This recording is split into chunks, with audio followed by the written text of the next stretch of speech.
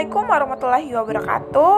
Hai semuanya, kembali lagi bersama saya Indah Mutiara dengan NPM A1A022048. Nah, di sini saya akan menjelaskan tentang bab ke-12 tentang manajemen pendidikan ya. Wah, nggak terasa udah mau di penghujung materi saja. Di sini itu berisi tentang kepemimpinan sekolah yang efektif. Apa saja sih yang ada di bab ini? Yuk simak sama-sama. Yang pertama ada konsep kepemimpinan. Kepemimpinan atau leadership merupakan hal yang sangat penting di dalam sebuah lembaga pendidikan. Kepemimpinan ini di dalam lembaga pendidikan berkaitan dengan bagaimana kepala sekolah mampu untuk mendorong kinerja para guru serta menunjukkan sifat yang bersahabat, dekat, perhatian, serta penuh pertimbangan terhadap para guru baik secara kelompok maupun secara individual. Selanjutnya ada unsur-unsur kepemimpinan. Menurut Said, unsur-unsur kepemimpinan ada 4. Yang pertama, proses memberi arahan. Seorang pemimpin harus membangun hubungan manusia antara dirinya dan anggota bawahnya. Dengan adanya interaksi antara atasan dan bawahan secara efektif, maka arahan-arahan yang diberikan akan berjalan secara efektif pula. Yang kedua ada memberi motivasi. Motivasi adalah sesuatu yang pokok menjadi dorongan seseorang untuk bekerja. Hal yang diperlukan oleh seseorang pemimpin adalah memberi kesadaran diri pada anggota atau karyawan bahwa kerja merupakan suatu kebutuhan. Selanjutnya yang ketiga ada mampu menciptakan rasa percaya diri.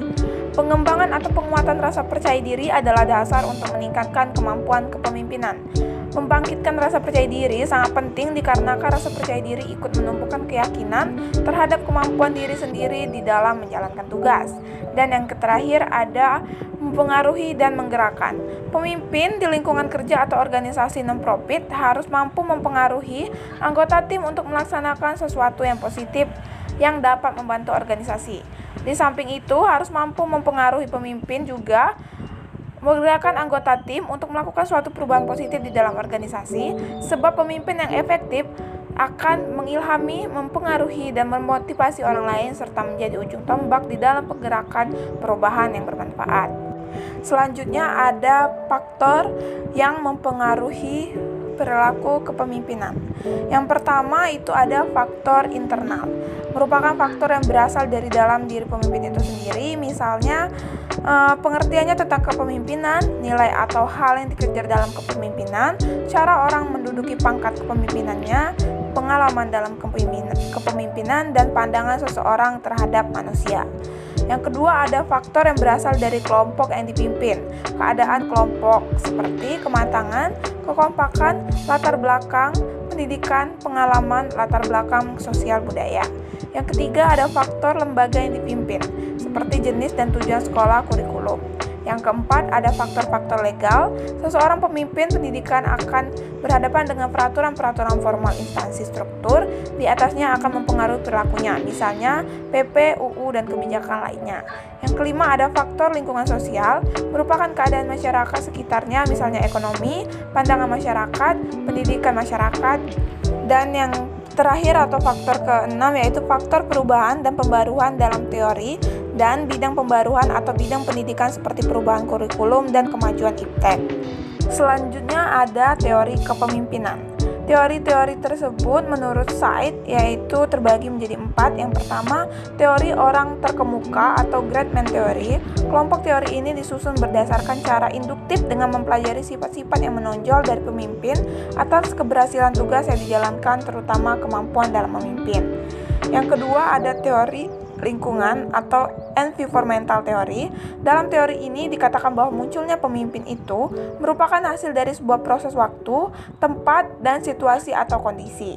Yang ketiga ada teori pribadi dan situasi atau personal situation theory. Teori ini merupakan kombinasi dari kedua teori di atas. Teori ini pada dasarnya mengakui bahwa kepemimpinan merupakan gabungan dari 3 faktor. Yang pertama, perangai atau sifat pribadi pemimpin, kedua, sifat dari kelompok dan anggota, dan ketiga, kejadian atau masalah-masalah yang dihadapi kelompok. Dan keempat atau teori terakhir yaitu teori interaksi dan harapan. atau Interaction Expectation Theory. Teori ini mempunyai 3 variabel, yaitu aktivitas, interaksi, dan sentimen atau harapan. Berdasarkan ketiga variabel tersebut, maka struktur dalam interaksi akan menentukan arah daripada aktivitas, sehingga pemimpin harus dapat menciptakan suatu struktur interaksi yang dapat menstimulus terciptanya suatu suasana yang relevan dengan harapan-harapan masyarakat. Selanjutnya ada syarat dan prinsip kepemimpinan pendidikan. Menurut Asmendri, mengungkapkan syarat dan proses seorang pemimpin pendidikan adalah 1. Seorang pemimpin harus memiliki kepribadian yang terpuji, antara lain periang, ramah, bersemangat, pemberani, murah hati, spontan, percaya diri, dan memiliki kepekaan sosial yang tinggi. Yang kedua, paham dan menguasai tujuan yang hendak dicapai dan mampu berkomunikasikan kepada bawahan dan stakeholder. Ketiga, memiliki wawasan yang luas di bidang tugasnya dan di bidang-bidang lain yang relevan. Keempat, berpegang pada prinsip-prinsip umum kependidikan yang meliputi konstruktif, kooperatif, kreatif, partisipasi, pendelegasian yang baik atau profesional, memahami dan menerapkan kepemimpinan Pancasila yang dikembangkan oleh Ki Hajar Dewantara. Selanjutnya ada fungsi kepemimpinan. Secara operasional, fungsi kepemimpinan dapat dibedakan dalam 5 fungsi pokok, yaitu 1. Fungsi instruksi. Fungsi ini bersifat komunikasi satu arah. 2. Fungsi konsultasi. Fungsi ini bersifat komunikasi dua arah. Ketiga, fungsi partisipasi. Dalam fungsi ini, pemimpin berusaha mengabdikan orang-orang yang dipimpinnya. Keempat, fungsi delegasi. Fungsi ini dilaksanakan dengan memberikan pelimpahan wewenang membuat atau menetapkan keputusan baik melalui persetujuan maupun tidak dari atasan. Kelima, fungsi pengendalian.